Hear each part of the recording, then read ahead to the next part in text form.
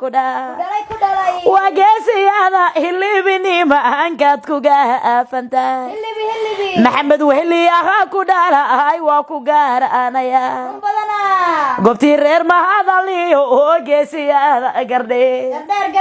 gartu markay durugtani ma anki lago ogeedka laga loogaye era kudala igoba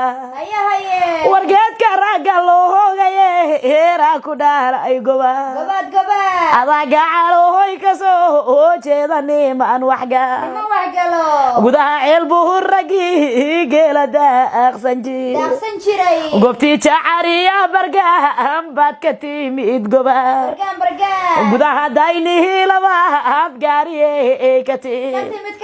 reer gardeera ku dhalo waan ku gaaranaya wad garanaysa adduunyada guul ku joog gulawaale amiin amiin farxad qalbigo hoy waxa foosiyo oy ku dhalay oyna baraw ahayna faraacida lagu yaqaan hawiye madaxdiisi oo dawladda aan lama masolada karalawe ay kumeeranta murasada hadaliyani ma ankan lama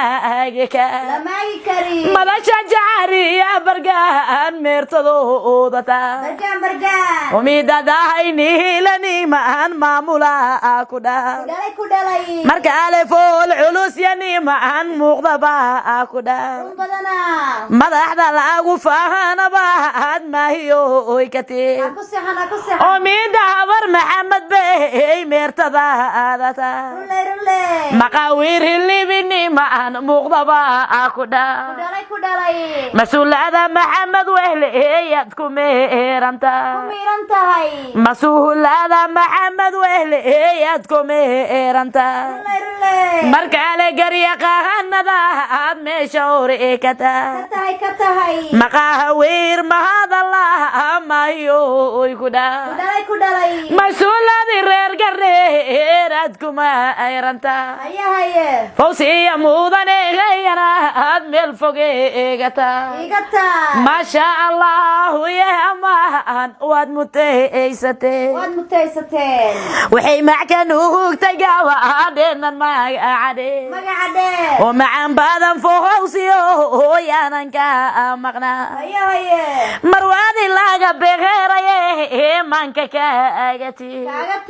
macaanay hooyada meel nooga mata madaxda sabti weeya maamur gooto hooyada masuulada bakar weeyon lama agika waad wayn hooya ma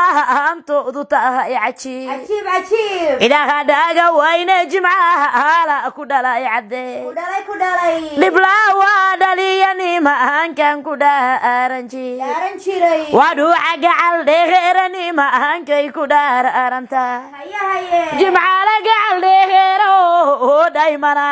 ku dhalay wahinda farax ismaan ya maamur gooto hooyada fawsiya mudahane yana ahad meel foge egata